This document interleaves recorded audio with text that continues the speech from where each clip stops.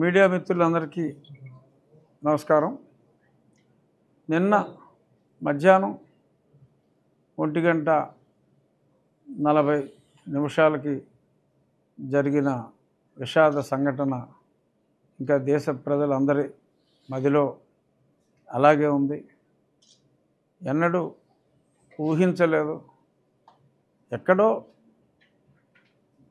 సముద్రం మధ్యలో ప్రమాదం జరగటం, లేదా కుట్రదారులు కూల్చివేయటం, కొన్ని సంఘటనలు మనం అప్పుడప్పుడు 5 ఏళ్ళకో 10 ఏళ్ళకో చూస్తున్నాం. కానీ ఇలా కళ్ళెదురుగుండా అక్కడే ఎగిరిన విమానం మరి 650 అడుగులు పైకెళ్ళి కూలిపోవటం, ఎందరో ప్రజలు, విమానంలోని వారే కాకుండా ఒక ఆయన మృత్యుంజయుడు ఉన్నాడు, సంతోషం.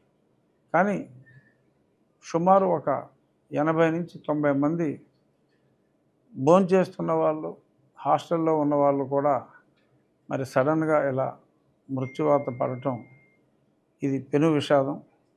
ఆ విషాదంలో తనువు చాలించిన వారందరికీ నా ప్రగాఢ, వారి కుటుంబ సభ్యులందరికీ నా ప్రగాఢ సంతాపాన్ని తెలియజేస్తున్నా. మళ్ళీ ఇటువంటి సంఘటనలు పునరావృతం కాకుండా ఏమి చేయాలనే దాని మీద పెద్దలు నరేంద్ర మోడీ గారు కూడా అక్కడే పర్యటిస్తున్నారు. ఈరోజు ఉదయం నుంచి మళ్ళీ డీజీసీఏ సంబంధిత శాఖలన్నీ కూడా మరింత అప్రమత్తమై రాబోయే రోజుల్లో ఇటువంటి విపత్తులు జరగకుండా చూడాలని, ఇటువంటివి జరగకుండా మరి ఏదైనా మనకు కష్టం వచ్చినప్పుడు భగవంతున్నే ప్రార్థిస్తాం. ఆ భగవంతుణ్ణి ఇటువంటి విపత్తులు లేకుండా చూడాలని ప్రార్థిస్తూ మరొక్కసారి ఆ దుర్ఘటనలో మరణించిన వారి కుటుంబ సభ్యులందరికీ సానుభూతి తెలియజేస్తున్నా. ఇక మనం నిన్న మరి వైభవంగా సుపరిపాలన వచ్చి 1 సంవత్సరం పూర్తయిన సందర్భంగా ఉత్సవం చేసుకుని మరి ఆ తరువాత నియోజకవర్గాల్లో కూడా మరి కొన్ని కార్యక్రమాలు చేయాలి అని భావించాం. మరి ఆ సంఘటన జరిగినందువల్ల ఆ కార్యక్రమాలని వాయిదా వేయటం జరిగింది. అంచేత ఆ వాయిదా వేసిన క్రమంలో మన నియోజకవర్గానికే రెస్ట్రిక్ట్ అవుతూ మన నియోజకవర్గంలో జరిగిన అభివృద్ధి అంటే చెయ్యాలనుకున్నవి ఏమిటి, నేను ఎన్నికల సమయంలో చేస్తానన్నవి కొన్ని ఉన్నాయి, చేసినవి చేస్తానన్నవి కన్నా కొంచెం ఎక్కువ ఉన్నాయి, చేయబోతున్నవి ఏమిటి అనే దాని మీద మనం చర్చ పెట్టుకుందాం. రేపు ముఖ్యమంత్రి గారు ఆయన విజయవాడలో పెద్ద సభ అయిన తరువాత ఆ ఉత్సవాలు ఏం చేస్తారనేది అప్పుడు రాష్ట్రంలో ఉన్న సుపరిపాలన గురించి మరి ప్రజలందరికీ తెలిసేలాగా మాట్లాడుకుందాం. ఇప్పుడు కేవలం 1 సంవత్సరం ఒక ఎమ్మెల్యేగా నాకు పూర్తయిన సందర్భంగా ఇక్కడ జరగవలసిన వాటి గురించి, క్లుప్తంగా జరిగిన వాటి గురించే మనం రెస్ట్రిక్ట్ చేసుకుందాం. మీ అందరికీ తెలిసిందే, జూన్ 4వ తారీఖు మనకి ఎన్నికల ఫలితాలు వచ్చినాయి. ఆ తర్వాత 12వ తారీఖు లాస్ట్ ఇయర్ ముఖ్యమంత్రి ఆయన మంత్రివర్గం ప్రమాణ స్వీకారాలు చేశారు. ఆ చేసిన వెంటనే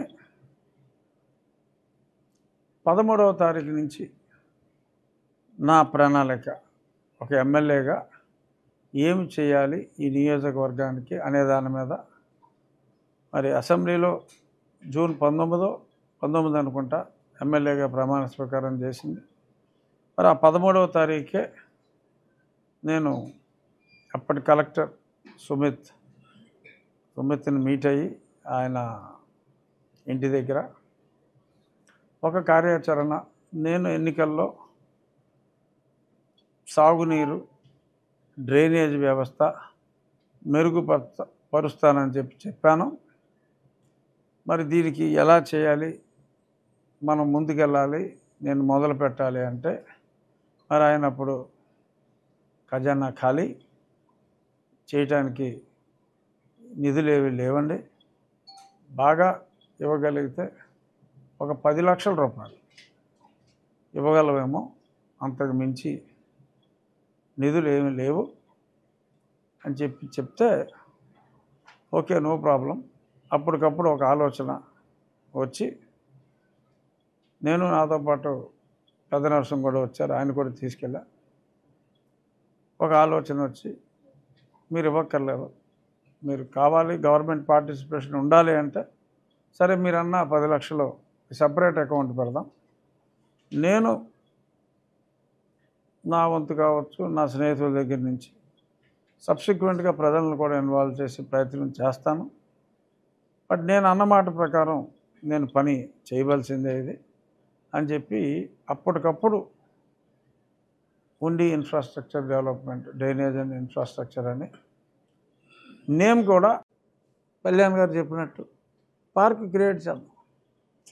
ఏమవుతుంది, మొక్కలు నేను తెప్పిస్తాను హోల్సేల్గా, నా డబ్బులతో తెప్పిస్తా, మీరు పాతుకోండి. ఆ చుట్టుపక్కల ఉన్నవాళ్ళు ఆ ఊరులో వాళ్ళు కొంచెం ఫెన్సింగ్ లాంటివి వేసుకుంటే, ఎందుకంటే ప్రభుత్వం దగ్గర ఇవాళ ఈ సంక్షేమ కార్యక్రమాలకే మొత్తం ఖజానా ఖాళీ.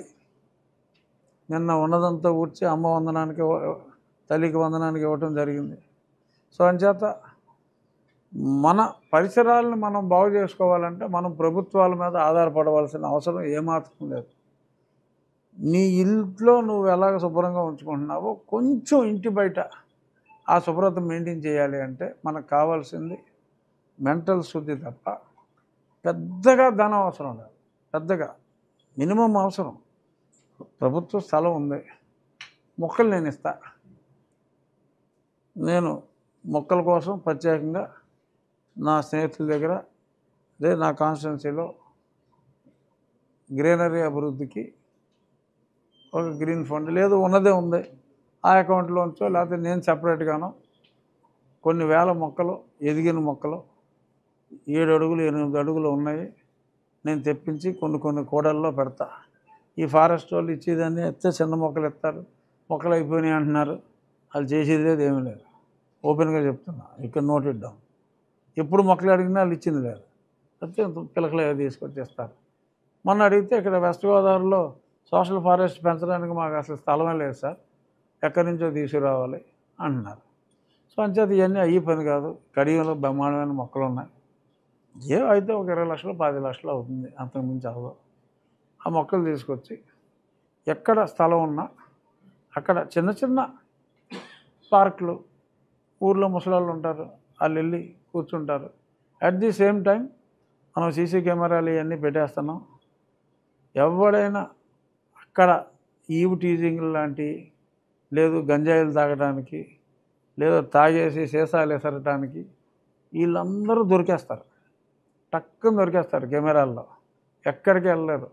ఇంకెక్కడన్నా మారుమూలలు కూర్చుని ఏదైనా గంజాయిలు కొట్టినా డ్రోన్ కూడా పెట్టాం, దొరికేస్తారు. మీరు కూడా అప్పచెప్పండి, ఊరికే మీతో పని చేయించుకోండి, ప్రతిదానికి రివార్డు ఇచ్చేస్తాను. ఎందుకంటే సొసైటీ బాగుపడాలంటే కొన్ని చర్యలు తప్పవు, ఫ్రీగా చేయించుకోం. రివార్డు అంటే గౌరవ రివార్డు అనమాట, మిమ్మల్ని అభినందిస్తూ రివార్డు ఉంటుంది. సొసైటీ బాగోవాలి, మన ఎన్విరాన్మెంట్ బాగోవాలి, క్రైమ్ రేట్ ఉండకూడదు అంటే నేను కనీసం 4 రోజులు ఇక్కడే ఉంటున్నా. ఈడెక్కడ ఉండడు అని చెప్పి ఏడుపులు ఏడ్చాడు అప్పుడు. ఇప్పుడు ఈడెక్కడే ఉంటాడు ఏంటని అడుగుతున్నారు. అది సో ఇక్కడే ఉంటా, ఏమన్నా ఉంటే చెప్పండి ఈ చేపల చెరువుల విషయం. కానీ అలాగే ఎక్కడైనా సరే ఇప్పుడు అనుమతులు లేకుండా లేఅవుట్కి అనుమతి లేకుండా మరి చాలా చోట్ల కడుతున్నారు. అన్ని కుదిరిన చోటల్లో బోర్డులు పెట్టించా. 14% అంటే మినిమం రోడ్లు ఉండాలి. 30 అడుగులు అయితే ఉండాల్సిందే. ఆ 30 అడుగుల రోడ్లు ముందు లేకపోయినా 30 అడుగుల రోడ్లు క్రియేట్ చేసుకుని మరి ఓపెన్ ప్లేస్ ఇవ్వని దగ్గర మరి 14% ప్రభుత్వం రేటు ఎలాగో తక్కువ ఉంటుంది రియల్ రేట్ కన్నా.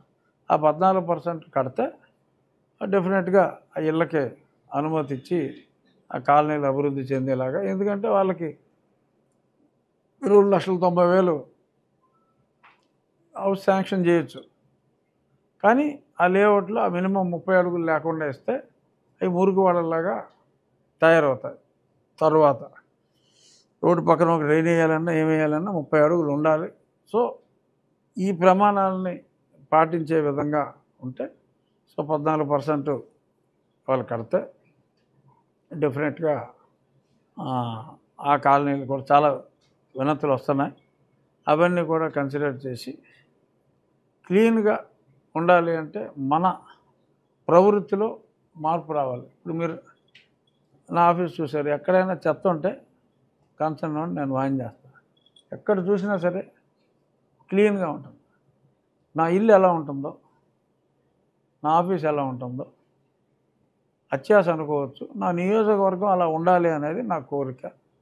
ఆ దిశగా 10 మంది తిట్టుకున్నా ఈడేంటారా మనకు రూల్స్ చెప్తాడు ఎదవ సోదని ఎవడన్నా అనుకున్నా అంతేరా నేను సోదిగానే అని చెప్తూ మనం ముందుకెళ్దాం. ఈ విషయంలో మీ సహకారం పూర్తిగా అందించండి. జిల్లా యంత్రాంగం సంపూర్ణ సహకారం ఉంది. కలెక్టర్ గారికి, ఎస్పీ లా అండ్ ఆర్డర్ విషయంలో ఎస్పీ గారికి, అలాగే ఈ పంచాయతీ సెక్రటరీలు చాలామంది పనులు చేసి రావట్లా. సో క్రమక్రమంగా మరి సగం మంది ఏ పని చేయకుండా గుడ్లు అప్పగించి చూడటానికి అలవాటు పడిపోయారు. మార్పు తీసుకొస్తున్నాం. ఏం చేయగలం? ఉన్నది వాళ్ళనే సర్దుకోవాలి. మార్పు తీసుకొస్తున్నాం. మనం చూశారు 19 సెంట్లలో 4 అంతస్తులు కడిచింది ఎవరితో లేదు. 19 గజాల్లో అర సెంట్ కన్నా తక్కువ. అర సెంట్ అంటే 50 గజాలు ఉండాలి కదా, 25 ఉండాలి, 25 ఉండాలి కదా అర సెంట్ అయితే. అర సెంట్ కన్నా తక్కువ మరి రోడ్డు మీద కడితే మరి ఆ సెక్రటరీని అడిగితే నేను చెప్పానండి వాళ్ళు కట్టారండి అని చెప్పి మాట్లాడితే ఏం చేయాలి? సో అలా ఉన్నారు.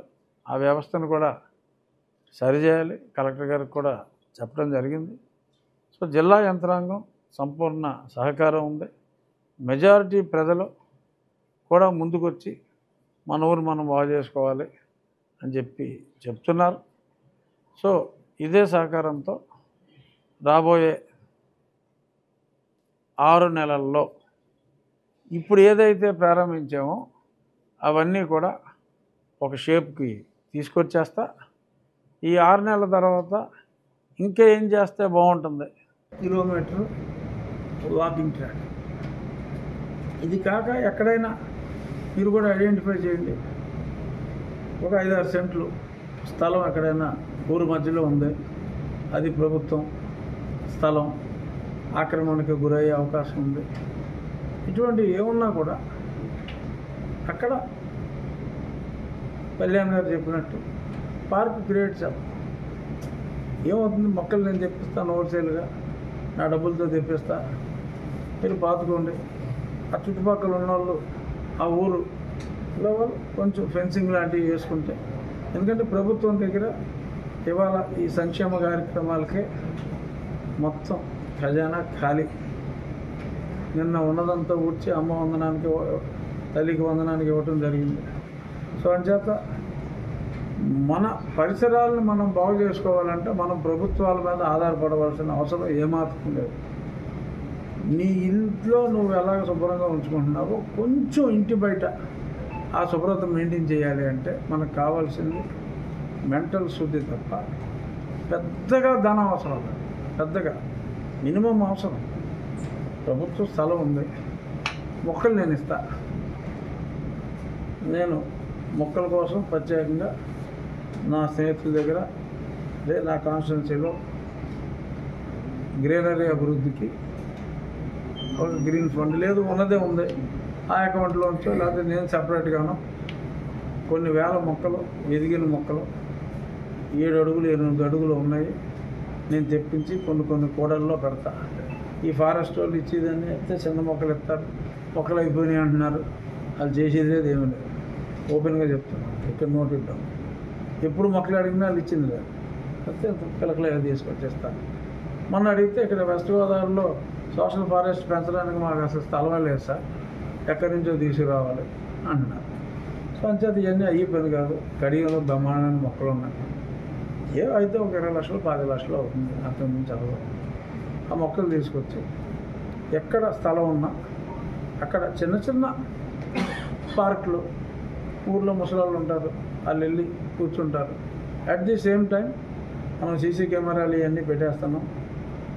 ఎవడైనా అక్కడ ఈవ్ టీజింగ్ లాంటివి లేదు, గంజాయిలు తాగడానికి లేదా తాగేసి సీసాలు ఎసరటానికి వీళ్ళందరూ దొరికేస్తారు, టక్కుని దొరికేస్తారు కెమెరాలో, ఎక్కడికి వెళ్ళలేరు. ఇంకెక్కడన్నా మారుమూలలు కూర్చొని ఏదైనా గంజాయిలు కొట్టినా డ్రోన్ కూడా పెట్టా దొరికేస్తారు. మీరు కూడా అప్పచెప్పండి, ఊరికే మీతో పని చేయించుకుని ప్రతిదానికి రివార్డు ఇచ్చేస్తారు. ఎందుకంటే సొసైటీ బాగుపడాలంటే కొన్ని చర్యలు తప్పవు, ఫ్రీగా చేయించుకోం. రివార్డు అంటే గౌరవ రివార్డు అన్నమాట, మిమ్మల్ని అభినందిస్తూ రివార్డు ఉంటుంది. సొసైటీ బాగోవాలి, మన ఎన్విరాన్మెంట్ బాగోవాలి, క్రైమ్ రేట్ ఉండకూడదు అంటే నేను కనీసం 4 రోజులు ఇక్కడే ఉంటాను. ఈడెక్కడ ఉండడు అని చెప్పి ఎదవేడుపులు ఏడ్చారు అక్కడ. ఇప్పుడు ఈడెక్కడే ఉంటాడు ఏంటంటే అడుగుతున్నా. అది సో ఇక్కడే ఉంటా, ఏమైనా ఉంటే చెప్పండి. చేపల చెరువుల విషయం కానీ అలాగే ఎక్కడైనా సరే ఇప్పుడు అనుమతులు లేకుండా, లేఅవుట్కి అనుమతి లేకుండా మరి చాలా చోట్ల కడుతున్నారు. అన్ని కుదిరిన చోటల్లో బోర్డులు పెట్టించారు. 14% అంటే మినిమం రోడ్లు ఉండాలి, 30 అడుగులు అయితే ఉండాల్సిందే. ఆ 30 అడుగుల రోడ్లు ముందు లేకపోయినా 30 అడుగుల రోడ్లు క్రియేట్ చేసుకుని మరి ఓపెన్ ప్లేస్ ఇవ్వని దగ్గర మరి 14% ప్రభుత్వం రేటు ఎలాగో తక్కువ ఉంటుంది రియల్ రేట్ కన్నా. ఆ 14% కడితే డెఫినెట్గా ఆ ఇళ్ళకి అనుమతి ఇచ్చి ఆ కాలనీలు అభివృద్ధి చెందేలాగా. ఎందుకంటే వాళ్ళకి 20,90,000 హౌస్ శాంక్షన్ చేయొచ్చు, కానీ ఆ లేఅవుట్లో ఆ మినిమం 30 అడుగులు లేకుండా ఇస్తే అవి ఊరికి వాళ్ళలాగా తయారవుతాయి. తర్వాత రోడ్డు పక్కన ఒక రైడ్ వేయాలన్నా ఏమి వేయాలన్నా 30 అడుగులు ఉండాలి. సో ఈ ప్రమాణాలని పాటించే విధంగా ఉంటే సో 14% వాళ్ళు కడితే డెఫినెట్గా ఆ కాలనీకి కూడా చాలా వినతులు వస్తున్నాయి. అవన్నీ కూడా కన్సిడర్ చేసి క్లీన్గా ఉండాలి అంటే మన ప్రవృత్తిలో మార్పు రావాలి. ఇప్పుడు మీరు నా ఆఫీస్ చూసారు, ఎక్కడైనా చెత్త ఉంటే కన్సర్న్ నేను వాయించాను. ఎక్కడ చూసినా సరే క్లీన్గా ఉంటుంది. నా ఇల్లు ఎలా ఉంటుందో, నా ఆఫీస్ ఎలా ఉంటుందో అత్యాశ అనుకోవచ్చు, నా నియోజకవర్గం అలా ఉండాలి అనేది నా కోరిక. ఆ దిశగా 10 మంది తిట్టుకున్నా, ఈడేంటరా మనకు రూల్స్ చెప్తాడు ఏదో సోదని ఎవడన్నా అనుకున్నా, అంతేరా నేను సోదిగానే అని చెప్తూ మనం ముందుకెళ్దాం. ఈ విషయంలో మీ సహకారం పూర్తిగా అందించండి. జిల్లా యంత్రాంగం సంపూర్ణ సహకారం ఉంది. కలెక్టర్ గారికి, ఎస్పీ లా అండ్ ఆర్డర్ విషయంలో ఎస్పీ గారికి, అలాగే ఈ పంచాయతీ సెక్రటరీలు చాలామంది పనులు చేసావు. క్రమక్రమంగా మరి సగం మంది ఏ పని చేయకుండా గుడ్ల పుగించి చూడటానికి అలవాటు పడిపోయారు. మార్పు తీసుకొస్తున్నాం. ఏం చేయాలి, ఉన్నది వాళ్ళనే సర్దుకోవాలి. మార్పు తీసుకొస్తున్నాం. మనం చూశారు 19 సెంట్లలో 4 అంతస్తులు గడిచింది. 19 గజాలు, అర సెంట్ కన్నా తక్కువ. అరసెంట్ అంటే 50 గజాలు ఉండాలి కదా, 25 ఉండాలి, 25 ఉండాలి కదా అరసెంట్ అయితే. అరసెంట్ కన్నా తక్కువ మరి రోడ్డు మీద కడితే మరి ఆ సెక్రటరీని అడిగితే నేను చెప్పానండి వాళ్ళు కట్టేసారండి అని చెప్పి మాట్లాడితే ఏం చేయాలి? సో అలా ఉన్నారు. ఆ వ్యవస్థను కూడా సరిచేయాలి. కలెక్టర్ గారికి కూడా చెప్పడం జరిగింది. సో జిల్లా యంత్రాంగం సంపూర్ణ సహకారం ఉంది. మెజారిటీ ప్రజలు కూడా ముందుకొచ్చి మన ఊరు మనం బాగు చేసుకోవాలి అని చెప్పిన ఇన్ఫ్రాస్ట్రక్చర్ అని నేమ్ కూడా ఆ మొదటి సిట్టింగ్లోనే ఫైనలైజ్ చేసి ఆయనతోటి ఆ మరుసటి రోజే ఆయనతోటి అకౌంట్ ఓపెన్ చేయించి ముందుగా నేను కొన్ని నిధులతో మొదలుపెట్టి స్నేహితులతో మాట్లాడి నువ్వు ఒక 5 లక్షలు నువ్వు ఒక 5 లక్షలు అని చెప్పి అలాగా ఆ నిధితో సొంతంగా పనులు చేయటం ప్రారంభించాం. అది గ్రామస్తులు ఆ రైతులు అందరూ కూడా ఎప్పుడో 5 ఏళ్ళుగా 10 ఏళ్ళుగా మరి వదిలేసిన కాలువలని ఈ చేపట్టడం చూసి ప్రజలు కూడా స్వచ్ఛందంగా చాలా చోట్ల ముందుకు రావటం, చాలా పనులు మనం ప్రారంభించి ఒక చైతన్యం అనేది డెవలప్మెంట్కి ప్రభుత్వం నిధులు అక్కర్లేదు, మనం కూడా ప్రజల భాగస్వామ్యంతో చేసుకోవచ్చు. సరే తర్వాత P4లు ఇవన్నీ కూడా తర్వాత వచ్చినా అసలు రియల్గా P4 అనే కాన్సెప్ట్ రాకముందు అది P4 అంటామా, P3 అంటామా, P5 అంటామా అన్నది పక్కన పెడతాం. మనం మొదలుపెట్టాం ఒక కాన్సెప్ట్, అది వేగంగా వెళ్ళింది. ఆ తర్వాత స్కూల్స్ ఇన్ఫ్రాస్ట్రక్చర్, చక్కని క్రీడా ప్రాంగణాలు ఉండాలి. ప్రభుత్వ పాఠశాలల్లో స్థలాలు బాగున్నాయి కానీ సరైన ఆట స్థలాలుగా మార్చలేదు. స్థలం ఉంది కానీ ఆట స్థలాలు లేవు. మరి విద్యార్థులకు సరిపడా బల్లలు లేవు. మరి ఇటువంటివి ఎన్నో సమస్యలు ఉన్నాయి. అంత మురుగుంటలాగా ఆ ఆట స్థలాలన్నీ మురుగుంటలాగా ఉండి స్కూల్ కావచ్చు, ఎక్కడైనా సరే రొచ్చు బురద గేదెలు ఇలా ఉన్నాయి. మరి ఆక్విడ్ స్కూల్లో మరి మొత్తం అంతా ఫిల్ చేసాం. ఉండి హై స్కూల్లో 5 ఎకరాల స్థలాలను ఫిల్ చేసి ఒక 60-65 లక్షల రూపాయలు ఉండి హై స్కూల్ ఖర్చు పెట్టాం, ఓపెన్ చేసాం. మీరు అందరూ చూశారు. అలాగే పాలకోడేరులో కూడా ఇంచుమించు 55 నుంచి 65 లక్షల మధ్యన పాలకోడేరు స్కూల్కి. ఇవన్నీ కూడా ప్రభుత్వం నుంచి సింగిల్ పెన్నీ తీసుకోవాలి. ప్రజలు మా స్నేహితులు వీటితోటే మనం ఈ స్కూళ్ళు అన్నీ అభివృద్ధి చేయటం. అలాగే సుమారు 1500 నుంచి 1700 బెంచులు, ఇంకా మాకు బెంచులు అక్కర్లేదనేదాకా మాకున్న విద్యార్థులకి బెంచులు చాలు అని హెడ్ మాస్టర్లు చెప్పేదాకా అన్ని స్కూళ్ళకి కూడా బెంచెస్ అన్నీ కూడా ప్రొవైడ్ చేయటం, ఆ బేసిక్ ఇన్ఫ్రాస్ట్రక్చర్ ఇవన్నీ కూడా క్రియేట్ చేసాం. ఇంకొక ఇది మన ఏంటది మన కాదు ఈ హాస్టల్స్, మన సోషల్ వెల్ఫేర్ హాస్టల్స్ అన్నీ కూడా ఆ కలెక్టర్ గారు వాటి పరిస్థితి బాగోలేదు అంటే మరి సోషల్ వెల్ఫేర్ ఒక 4 హాస్టల్స్ని మనం అన్ని విధాల టాయిలెట్స్, బేసిక్ ఇన్ఫ్రాస్ట్రక్చరు వాళ్ళందరికీ సుమారు ఒక 250 మందికో 350 మందికో మంచాలు, దుప్పట్లు, పరుపులు, ఫ్యాన్లు, వాళ్ళకి చాలా దుర్భరంగా ఉన్నాయి హాస్టల్స్ నిర్వహణ. అవన్నీ కూడా దాతల సహకారంతోనే మొదలుపెట్టాం. డ్రింకింగ్ వాటర్ అనేది పెద్ద సమస్యగా ఉంది.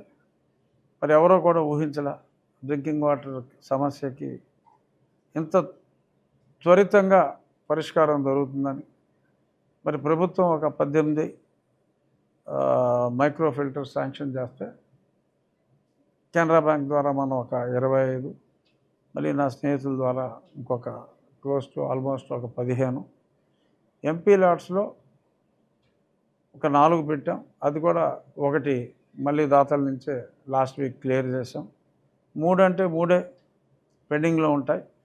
అది ఎంపీ లాట్స్ నా గతంలో నా ఎంపీ లాట్స్లోనే పక్కన ఉన్నవి సుమారు అప్పుడు గత కలెక్టర్ జగన్మోహన్ రెడ్డి ప్రోద్బలంతో ఇచ్చినవి చాలా ఆపేసి ఫండ్స్ యూటిలైజేషన్ అవ్వకుండా చేశారు. అది ఇప్పుడు కొత్త ఎంపీగా ఎన్నికైన వరం గారి ఖాతాలోకి వెళ్తాయి. వర్మ గారికి కూడా నేను చెప్పడం జరిగింది. నా అమౌంట్ ఏదైతే ఉందో నా నియోజకవర్గానికి, నా ఇప్పటి నియోజకవర్గానికి మ్యాక్సిమం కేటాయించమని చెప్పడం జరిగింది. అందులో ఆ 3 ఊర్లు కూడా అయిపోతే ఇంకా మంచినీటికి ఇబ్బంది అనేది ఉండదు. బట్ మంచినీరుకి మరొక పెద్ద సమస్య ఈ రైతులు, చేపల చెరువులు, రొయ్యల చెరువులు రైతులు దర్జాగా పోతే పక్కోడి పేనమే కదా అనే వాళ్ళంతా భీమవరంలో ఉంటున్నారు. అక్కడ కాలువలన్నీ కలుషితం చేస్తూ ఊర్లో పోతున్నారు. వీళ్ళు మున్సిపాలిటీ నీళ్ళు తాగుతున్నారు. అది కరెక్ట్ కాదు. మరి ఎవరైతే చెరువుల్లో నీళ్లు డైరెక్ట్గా పంట కాలాల్లో కలుపుతారో వాళ్ళ మీద తీవ్రమైన చర్యలు కూడా మరి గతంలో ఎప్పుడు ఎవడో ఊహించలేదు. ఆ చర్యలు కూడా చట్ట ప్రకారం ప్రజల ఆరోగ్యంతో ఆడుకోవటం అనేది చాలా తప్పు అనే దీంతో ఆ కలిపిన వాళ్ళని మీడియా మిత్రులే 4 పట్టించారు. వారికి మరి తగు విధంగా మరి చేయవలసింది చేసి మరి దాన్ని ఆల్మోస్ట్ అరికట్టే దిశగా వెళ్తున్నాం. ఫిషరీస్ ఆఫీసర్స్ని టీములు వేసి ఎవరికి ప్రొవిజన్ లేదో డ్రైనేజీలో కలపడానికి అవి ఐడెంటిఫై చేయండి. 15 రోజులు సమయం ఇద్దాం. పైప్ లైన్ వేసుకుంటే అలౌ చేద్దాం. పైప్ లైన్ కూడా వేసుకోలేము అంటే ఆ చెరువుల పర్మిషన్ క్యాన్సిల్ చేస్తాం. పోతే పోవచ్చు ఒక 500-600 ఎకరాలు. ప్రజల ఆరోగ్యం ముఖ్యం. ఎంతోమంది చనిపోతున్నారు. క్యాన్సర్లు వచ్చి సడన్గా డయేరియా వచ్చి చనిపోతున్నారు. ఏదో ఒక గ్రామంలోనే మరి కలవపూడి అవతల ఆ గ్రామం పేరు గుర్తురాట్ల మోడీ దగ్గర 8 ఒక 2-3 నెలల కాలంలోనే చనిపోయారు. ఇవన్నీ వాటర్ బార్న్ డిసీజెస్ వల్లనే వచ్చినాయి. సో ఉక్కుపాదం మోపుతున్నాం. అందులో ఎటువంటి మొహాటం లేదు. ఎప్పుడైతే కాలువల్లో ఈ కలుషితాలు ఇవన్నీ ఆగిపోయినాయో మరి ఇప్పుడు కెనాల్ వదిలినప్పుడు 4 రోజులు సమ్మర్ తర్వాత కెనాల్ వదిలితే స్వచ్ఛంగా ఉన్నాయి. అందరూ మీ కళ్ళతో చూసిందే, మీడియా మిత్రులు చెప్పిందే. రాబోయే రోజుల్లో ఇది పూర్తిగా అరికట్టి సోర్స్ని ఇంప్రూవ్ చేస్తాం. అలాగే వెంకయ్య వెయ్యారు గతంలో 17 సంవత్సరాల క్రితం ఆగిపోయిన ప్రాజెక్టు అప్పట్లోనే ఒక 15-16 కోట్లు ఖర్చు పెట్టి వదిలేశారు. దాన్ని మళ్ళీ ఒక 6 నెలల్లోనే చేయాలనుకున్నాం కానీ ఇంచుమించు అప్పుడే మొదలుపెట్టాం. అది కూడా ఈ మొన్న ట్రయల్ ఆల్మోస్ట్ విజయవంతంగా ముగిసింది. ఇంకొక 4-5 రోజుల్లో ఫైనల్ కూడా కంప్లీట్ అవుతుంది అనుకుంటున్నాం. సో దాంతో వెంకయ్య వెయ్యేరు కాలువ నీటిని వాడుకునే హ్యాబిటేషన్స్ అన్నీ అంటే సుమారు ఒక 40 హ్యాబిటేషన్స్. గ్రామాల వరకు అయితే ఒక 20-22 అవ్వచ్చు. హ్యాబిటేషన్ ఒక గ్రామంలో కొంచెం హ్యాబిటేషన్లు ఎక్కువ ఉంటాయి. సరిహద్దు గ్రామాలు ఒకే పంచాయతీలో ఉన్నాయంటాయి. అన్నీ కలిపితే ఒక 40-45 గ్రామాల వరకు డైరెక్ట్గా మనకి పరిమళ నుంచి ఆ వాటర్ పైప్ లైన్ ద్వారా వస్తుంది. ఈ కంటామినేషన్లో బాధ ఉండదు. అయినప్పటికీ కూడా ఆ పైప్ లైన్కి ఎప్పుడైనా ఇబ్బంది రావచ్చు. ఒక్క నీటి బొట్టు కూడా చెరువుల నుంచి ఇందులోకి రావడానికి వీల్లేదు. ఈ క్రమంలో చాలా కాలువ గట్లు, డ్రైనేజ్ గట్లు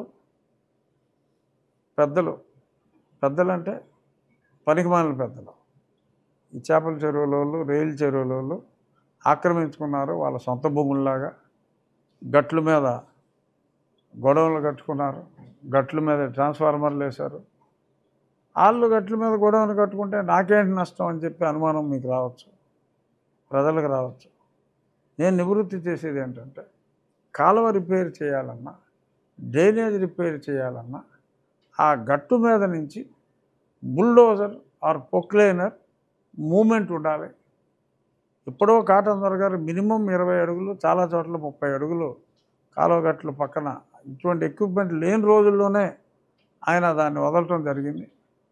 ఇప్పుడు మాన్యువల్గా ఏదైనా చేయాలన్నా లేదంటే పంట పెట్టి నీళ్ళల్లోకి వెళ్ళి చేయాలన్నా అయ్యి కాస్ట్కి పక్కన బుల్డోజర్ పెట్టుకుని కాలువ పక్కన తీసిన దానికి దానికి రూపాయి అయితే దీనికి 25 NP అవుతుంది.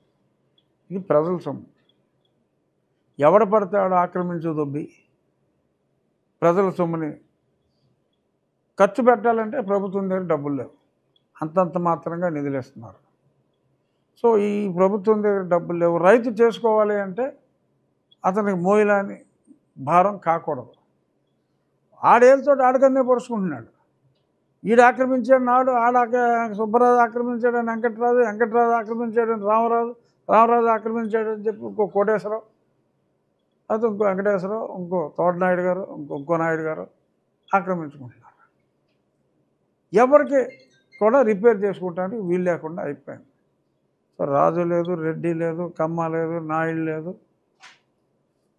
బీసీ లేదు, ఎస్సీ లేదు.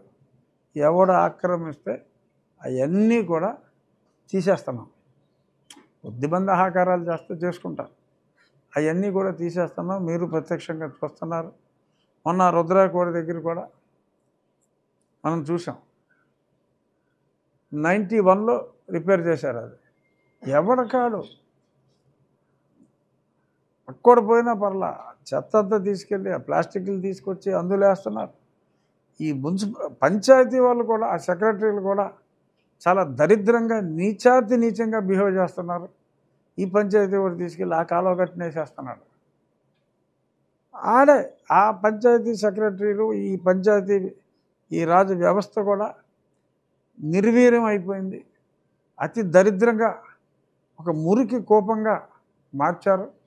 ఇవన్నిటిని కూడా, ఈ మురికినంతా కూడా నేనే వాగ్దానాలు చేయలే, ఎలక్షన్ ముందు ప్రక్షాళన చేయాలి అనే ఉద్దేశంతో కఠినమైన చర్యలు తీసుకుంటున్నాం. అలాగే కాలువలు, పంట కాలువల పక్కన ఇల్లు కట్టేసి ఆ డ్రైనేజ్ డైరెక్ట్గా వాళ్ళ మలమూత్రాలన్నీ ఈ పంట కాలువల్లో వదిలేసి ఎంతోమంది ఎన్నో ఇబ్బందులు పడుతున్నారు. ఈ కాలువలు ఆక్యుపై చేసి ఇండివిజువల్ వ్యక్తులు గట్లు ఆక్యుపై చేసి మళ్ళీ వాళ్ళ చెరువుల నీళ్ళు ఇందులోకే కలిపి, ఇదివరకు నా చిన్నతనంలో నేను పండక్కి ఊరు వచ్చినప్పుడు నాకు ఈత రాదు. చాలామంది ఆ పైనుంచి నుంచుని బుడింగ్ అని చెప్పి ఆ పైనుంచి దూకి ఈ ఉండి కాలువ, నేను ఎప్పుడైనా భీమవరం వస్తే మా చిన్నప్పుడు ఆ భీమవరం నుంచి ఆ కాలువ పొడుగుతూ జనాలు ఈత కొడుతూ ఉండేవారు. ఇవాళ దిగితే తోలు ఊడిపోద్ది జనాలకు, గేదెలు కూడా దిగట్లేదు. మీరు ప్రత్యక్షంగా చూస్తున్నారు. ఎక్కడైనా అసలు గేదెలు దిగుతున్నాయా? గేదెల చెరువుల్లో కూడా గేదెలు దిగట్లా. అసలు ఒక చెరువులో కాలువలో స్నానం చేసినోడు నాకు అసలు ఈ మధ్యకాలంలో కనపల్లా. సో అంత దారుణంగా తయారైంది. నేను చిన్నప్పుడు చూసిన, అప్పట్లో చేపల చెరువులు లేనప్పుడు ప్రజలంత విచ్చలవిడిగా కలుషితం చేయనప్పుడు ఎలా ఉండేదో, నా చిన్ననాటి పల్లెటూరు ఎలా ఉందో అదే విధంగా తీర్చిదిద్దాలి అని నేను కంకణం కట్టుకుని ఆ దిశగానే ముందుకెళ్తున్నా. ఎవడు అడ్డం వచ్చినా దీన్ని ఆపేది లేదు. ఇలాగే రాబోయే కొద్ది నెలల్లో ఖచ్చితంగా, ఇప్పుడు చూస్తున్నారు కదా ఎక్కడికక్కడ ఆ ప్రక్షాళన ఏ రేంజ్లో అవుతుందో చూస్తున్నారు. అదే రేంజ్లో ఈ కాలువ గట్లు ఆక్రమణలు, రైతుల ఆక్రమణలు, ఇల్లు కట్టి ఆక్రమణలు, అట్ ది సేమ్ టైం ఎవరినైతే మన కాలనీల్లోకి గత ప్రభుత్వంలో ఇచ్చిన కాలనీలు కావచ్చు, ఇప్పుడు కొత్తగా కూడా కొన్ని చోట్ల ఇస్తాం, ఆక్రమణలు, రైతుల ఆక్రమణలు, ఇల్లు కట్టి ఆక్రమణలు, అట్ ది సేమ్ టైం ఎవరినైతే మన కాలనీల్లోకి గత ప్రభుత్వంలో ఇచ్చిన కాలనీలు కావచ్చు, ఇప్పుడు కొత్తగా కూడా కొన్ని చోట్ల ఇస్తాం.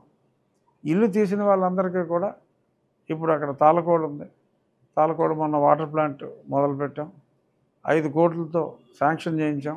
మంచినీటి ప్రాజెక్ట్స్ అక్కడ, ఓవర్ హెడ్ ట్యాంకులు అన్నీ కూడా అవుతాయి. బేసిక్ ఇన్ఫ్రాస్ట్రక్చర్, రోడ్ ఇన్ఫ్రాస్ట్రక్చర్ కూడా జడ్పీ నుంచి ఇంకా రేపు ఎన్ఆర్జీఎస్ వచ్చాక మెయిన్ ఫోకస్ ఏ అయితే కాలనీల్లో ఉన్నాయో ఎక్కడైతే రోడ్ల మీద ఆక్రమణలన్నీ తొలగించి వారిని అక్కడ పంపుతున్నామో అక్కడ ఇన్ఫ్రాస్ట్రక్చర్కి ఫస్ట్ ప్రయారిటీ ఇచ్చి వాళ్ళ దగ్గర నుంచి కంప్లైంట్ లేకుండా 10 రోజులు తిట్టుకుంటారు, వంగనాగుడికి ఇలా చేశాడు అలా చేశాడు అని. బట్ అందులో మీరు చూస్తే సగం మంది ఇక్కడి నుంచి సైట్లు తీసుకుంటే వేరే ఇళ్లలోకి వెళ్ళి వీళ్ళు మళ్ళీ అద్దెకించుకుని ఇలాగ చేసి బ్యాచే ఎక్కువ. సో ఇక్కడ ఆ పార్టీ వాళ్ళు ఈ పార్టీ వాళ్ళు అన్యాయం అని గొడవ చేసినా కూడా న్యాయం అనుకున్నది న్యాయస్థానాలకు వెళ్తున్నాం. న్యాయస్థానాలు చెప్పిన తర్వాతే చాలామంది కోర్టుకు వెళ్తారు. ఆ నాయకులు, కొన్ని పార్టీల నాయకులు వాళ్ళందరి దగ్గర డబ్బులు తీసుకుని కోర్టులో వేస్తున్నారు. వీళ్ళకి తెలియదు ఏంటంటే హైకోర్టు కూడా ఏం చేయలేదు. సుప్రీంకోర్టు మార్గదర్శకాలు క్లియర్గా ఉన్నాయి. కాలవగట్ల ఆక్రమణలు, రోడ్ల మీద ఆక్రమణలు, పబ్లిక్ డిస్టర్బెన్సు, పబ్లిక్ ఆరోగ్యానికి హానికరం, చెరువుల చుట్టూ, మంచినీటి చెరువుల చుట్టూ ఆక్రమణలు చెల్లవు అని సుప్రీంకోర్టు ఆర్డర్ ఉంది. వీళ్ళు తెలియక హైకోర్టుకి వెళ్తే జరిగేది ఏంటంటే హైకోర్టు నిజాలు తెలుసుకోవడం కోసం ముందు ఒక స్టే అంటారు. నిజాలు మనం సబ్మిట్ చేసిన తర్వాత పని చూసుకో బాబాయ్ అంటారు. జరిగేది అదే. 1 నెల 2 నెలల ఆలస్యం అవుతుంది తప్ప ఎవడు ఉడతూపులకి ఇక్కడ ఆగేది ఏమీ లేదు. మేము రిమూవ్ చేసేది ఖచ్చితంగా పంట కాలువ గట్ల మీద ఉండి డ్రైనేజీలు అందులోకే పెడతా ఉంటే ఎట్టి పరిస్థితుల్లోనూ ప్రజల ఆరోగ్యం టాప్ ప్రయారిటీ. నాకు కలిసి వచ్చేది ఏంటమ్మా, ఇప్పుడు నేను వాళ్ళు ఉంటాను, 5 ఏళ్ళ తర్వాత ఈ పోస్టులో ఉండొచ్చు, ఇంకో పోస్టులో ఉండొచ్చు, అసలు ఇక్కడ లేకపోవచ్చు. నాకు కలిసి వచ్చేది ఏంటి, ఇప్పుడు ఎవరినన్నా తీసేస్తా. దాని వలన ప్రజలు అనారోగ్యం పాలవుతున్నారు, చనిపోతున్నారు. ఒక కుటుంబంలో ఒక వ్యక్తి చనిపోతే ఆ కుటుంబం ఇంపాక్ట్ ఈ చేపల చెరువులు నీళ్లు వదిలేసిన వాడికి ఉంటుందా? సో బాధ్యత ఎవరు తీసుకోవాలి? ఒక ప్రజాప్రతినిధిగా నేను తీసుకుంటున్నా బాధ్యత. నేను తీసుకున్న బాధ్యతల నిర్వహణలో నాకు ఎవరు అడ్డం వచ్చినా, ఆడు ఏ స్థాయి వ్యక్తి అయినా నేను ఉపేక్షించేది లేదు. నా పనులు నేను చిత్తశుద్ధితో చేసే పనులకి ఎవడు అడ్డం వచ్చినా నేను సహించను, న్యాయబద్ధంగానే వెళ్తాను. ఓకే, కోర్టుకు వెళ్ళే వాళ్ళు వాళ్ళకు 10,000 20,000 క్షవరం అవుతుంది, అంతకంటే వచ్చిన నష్టం లేదు. మాకు గవర్నమెంట్ ప్లేటర్లు ఉంటారు, మాకు అయ్యే ఖర్చు లేదు. ఈలోపు ఇంకో దగ్గర రిమూవ్ చేస్తాం. రేపు కోర్టులు ఓపెన్ అవుతాయి. ఏదో కొద్దో ఏదో ఆపేసామని చెప్పి కొంతమంది చిల్లర నా కొడుకులు నేను ఆపేశాను అన్నాడు. ఏమైంది? రవిగాడు ఏమైపోయాడు? 2 రోజుల ముందు కొట్టించేసేలా చేస్తాడు వాడు. అదంతే, అది చేసేది ఏమీ లేదు. సో ఇలాంటి చిల్లర నా కొడుకులు ఏమన్నా, sorry to use the word, but they deserve it. So ఇక్కడ ఈ అసిధారా వ్రతం ఆగేది లేదు. ఈ విషయంలో మీడియా సపోర్ట్ని నేను మనస్ఫూర్తిగా అభినందిస్తున్నాను. ఆ కాలువల్లోకి వదిలే వాళ్ళని పట్టుకోమంటే 4గురిని పట్టుకున్నారు, కానీ ఇంకా చాలామంది ఉంటారు. ఇంకా మీరు డాక్ కళ్ళతో చూడాలి. ఏ సమస్య ఉన్నా మీడియా చాలా, నేను రోజు పొద్దున్నే పేపర్లో చూసేది క్రిటిసిజం కోసం చూస్తా. ఇదిగో అక్కడ పలానా ఊర్లో ఎవడో ఆక్రమించాడు, ఇవాళ పొద్దున్న పేపర్లో చూసా ఆకివీళ్ళలో ఎవడో ప్రభుత్వ స్థలాన్ని ఆ సమతా నగర్ దగ్గర కప్పేసాడు అని వెంటనే తీసుకెళ్ళి చెల్లేస్తాం. ప్రభుత్వ స్థలం తీసేసుకుంటాం వెనక్కి, ఆడేదో సొంత పర్పస్ కోసం ఏదో చేసుకుంటున్నట్టున్నాడు. నిన్న మరి పవన్ కళ్యాణ్ గారు ఒక చక్కటి, మనం ఏదైతే చేస్తున్నామో మన ఆలోచనకి దగ్గరగా, నేనేం చేసినా ఒక ఇండివిజువల్ని కాబట్టి ఒక ఎమ్మెల్యేగా నా నియోజకవర్గానికి చేయగలను. అదే ఏ చంద్రబాబు నాయుడు గారో లేకపోతే ఇంకో మంత్రి, పవన్ కళ్యాణ్ గారు పంచాయతీరాజ్ శాఖ మంత్రి. సో ఆయన ఏం చెప్పాడు, పవన్ కళ్యాణ్ ఎక్కడైనా చిన్న చిన్న ప్రభుత్వ స్థలాలు పంచాయతీల్లో ఉంటే వాటిని చిన్న పార్క్ అయినా పర్వాలేదు, చిన్న పార్క్ డెవలప్ చేయమన్నారు. మనం చేసేది అదే. డంపింగ్ యార్డ్ని ఒక మంచి పార్క్గా చేస్తాను అక్కడ. మన శంకుస్థాపన చేసాం కదా ఆక్వీడ్లో. ఇవాళ ఇక్కడ కూడా కాంట్రాక్టర్లు రమ్మన్నా వాళ్ళకి హ్యాండ్ ఓవర్ చేస్తున్నాం. 3-4 రోజుల్లోనే పనులు ప్రారంభం అవుతాయి. ఆ డిజైనర్స్ని అందరినీ పెట్టుకుని నేను సోమవారం హైదరాబాద్లో మీటింగ్ పెట్టి ఆ డ్రాయింగ్లన్నీ కూడా ఫైనలైజ్ చేసి వాళ్ళ కాంట్రాక్టర్స్ని అందరినీ ఏది నో ప్రాఫిట్ నో లాస్లో చేయాలి. కాంట్రాక్టర్ అన్నీ ఓపెన్ ట్రాన్స్పరెంట్గా. మామూలుగా ₹1,00,00,000 మినిమం అవుతుంది. సరే ప్రభుత్వం చేస్తే 2 కోట్లు అవుతుంది, అది వేరే విషయం. నేను దాన్ని 60-65 లక్షల లోపు ఎలా చేయాలి, ప్రతి పైసా అక్కడ ఊరోళ్ళని పెట్టి రెస్పాన్సిబుల్గా మీరే పర్యవేక్షించుకోండి. నేను ఇదిగో వీళ్ళని ఇలా ఇస్తున్నాను మీకు నో ప్రాఫిట్ నో లాస్లో చేయటానికి. నా గురించి వాళ్ళ చేతికి మట్టవకుండా కాస్ట్ టు కాస్ట్ చేసి పెడతారు అని చెప్పి ముందుకొచ్చి మన ఊరు మనం బాగు చేసుకోవాలి అని చెప్పి చెప్తున్నారు. సో ఇదే సహకారంతో రాబోయే 6 నెలల్లో ఇప్పుడు ఏదైతే ప్రారంభించామో అవన్నీ కూడా ఒక షేప్కి తీసుకొచ్చేస్తా. ఈ 6 నెలల తర్వాత ఇంకా ఏం చేస్తే బాగుంటుంది అనేది నేను ఆలోచిస్తాను, మీరు ఆలోచించండి. ప్రస్తుతానికి ఈ సంవత్సరానికి మనం ఎన్నో నియోజకవర్గాల కన్నా అనుకున్న దానికన్నా ప్రజల సహకారంతో ప్రభుత్వ అడ్మినిస్ట్రేటివ్ సపోర్ట్తో అద్భుతంగా మనం చేయగలిగాం. సో దీనికి సహకరించిన ఉండి ప్రజలకి, మీడియాకి, రాష్ట్ర ప్రభుత్వానికి, ముఖ్యమంత్రి గారికి అందరికీ నా హృదయపూర్వక కృతజ్ఞతలు తెలియజేస్తున్నాను.